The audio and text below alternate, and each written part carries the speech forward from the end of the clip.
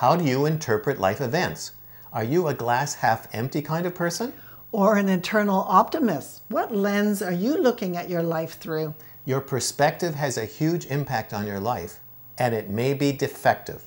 This week we need to upgrade our perspective. Welcome back to our Change How You Think weekly video podcast. If you'd like to hear from us every week, then subscribe to our videos on YouTube or click on the weekly video tab at the top of this webpage, fill in the subscription form, and you'll get our free self-assessment ebook, Healthy Moods, along with your choice of mental, spiritual, or relationship information. We all have a perspective through which we look at our lives. It was shaped by our childhood experiences and the perspectives of our parents. If your parents were pessimistic, negative, and fearful, you will adopt the same worldview and consider that perspective to be accurate.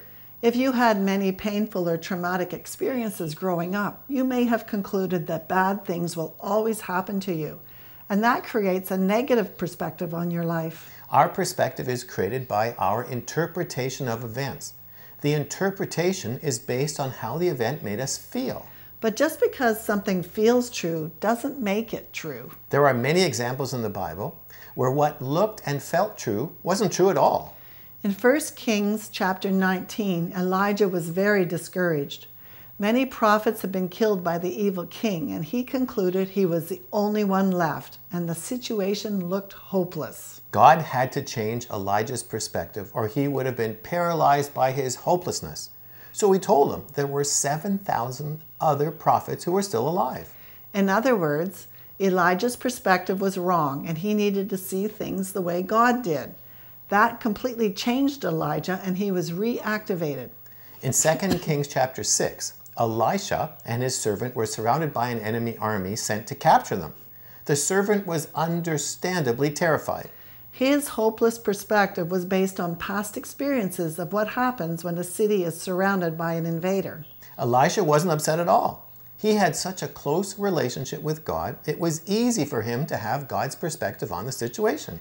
He wanted his servant to have the same view, so Elisha prayed that God would open the servant's eyes to change his interpretation of the event. When his eyes were opened, he saw a heavenly army of horses and chariots of fire protecting them. Problem solved.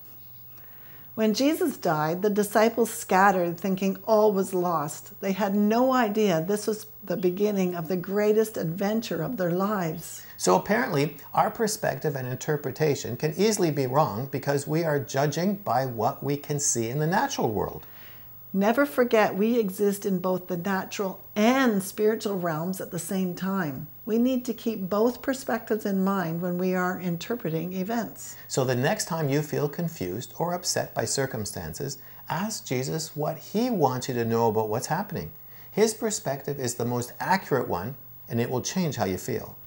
If you'd like to change your perspective by allowing Jesus to heal the wounds of your past, come and join us in Free Your Mind. Free Your Mind is an online self-study program that will help you change how you think. It will guide you through a pathway of healing mentally, spiritually, and emotionally.